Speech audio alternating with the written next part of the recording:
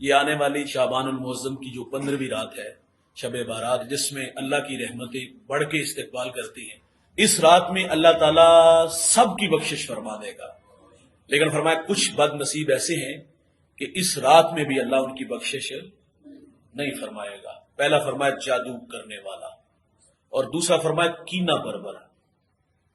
اللہ کینہ پرور کی بھی بخشش، اللہ اس رات کس شخص کو معاف کرے گا جس کا دل کینے سے پاک ہوگا۔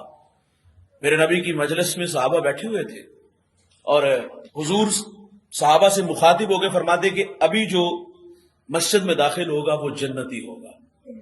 تو ایک انصاری شخص داخل ہوا، اس کی داڑھی سے وضو کے قطرے ٹپک رہے تھے، مجلس نور میں آیا، بیٹھا، مجلس برخاست ہوئی، چلا گیا۔ دوسرا دن ہوا تو حضور فرماتے وہ انصاری شخص آج پھر آئے گا۔ دوسرے دن پھر وہی آیا۔ تیسرے دن بھی حضور نے فرمایا کہ وہ شخص آج پھر آئے گا، تو وہی آیا اور حضور کی صحبت میں بیٹھا اور چلا گیا۔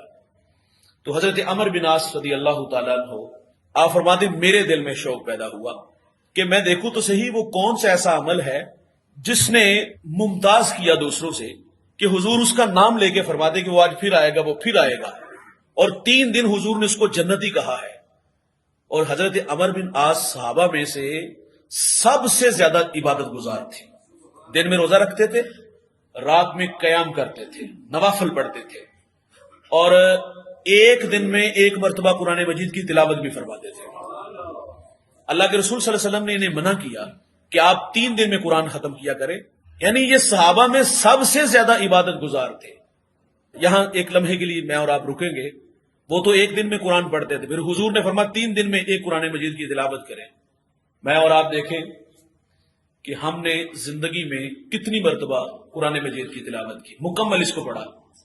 تو ابھی ہم بتا سکتے ہیں کہ بچپن میں پڑھا تھا، اور بچپن میں پڑھ کے ہم نے اس کو غلاف میں لپیٹ کر کے طاق میں رکھ دیا تھا، اور دوبارہ اگر کبھی ہمارا اس کتاب سے رابطہ ہوا تو بڑے ہوئے، کمانے کے قابل ہوئے، گھر، فیکٹری، کارخانہ بنا، تو بطور برکت کے لیے وہاں ہم نے قرآن خوانی، مسجد مدرسے سے بچوں کو لا کر کے پڑھا لیتے، وہاں بھی خود نہیں پڑھ سکے، تو ہم نے بچپن میں ہی پڑھا، بعد میں پڑھا ہی نہیں۔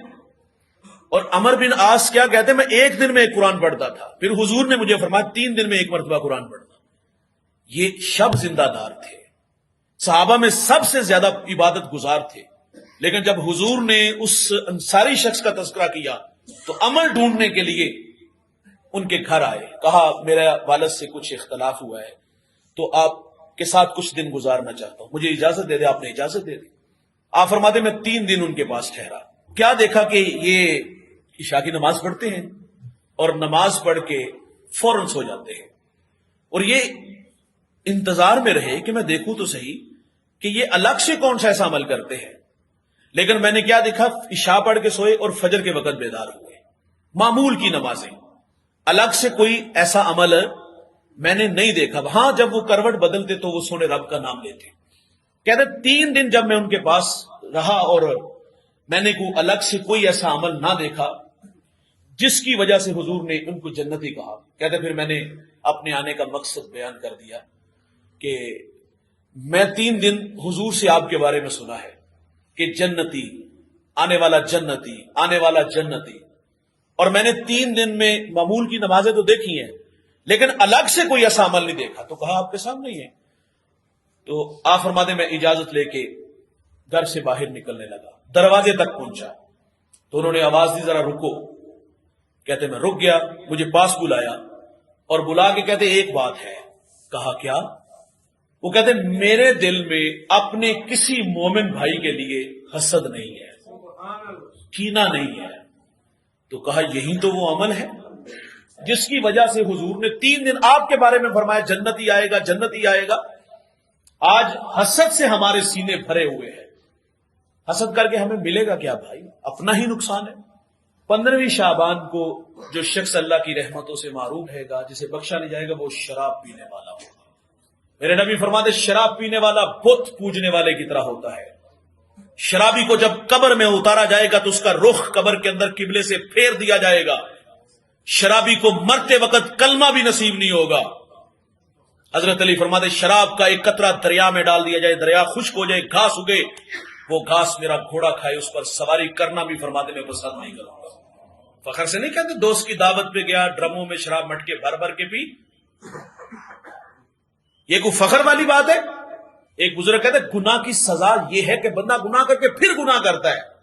او بھائی گناہ ہو جائے تو اترانا نہیں چاہیے، گناہ ہو جائے تو اظہار نہیں کرنا چاہیے، گناہ ہو جائے تو ہاتھ چھوڑو، گناہ ہو جائے تو منت کرو، گناہ ہو جائے تو پچھلی راتی رحمت رب دی کرے بلند آوازہ، ہے کوئی بخشش منگن والا کھلا ہے دروازہ، آنسو بہاؤ معذرت کرو یار۔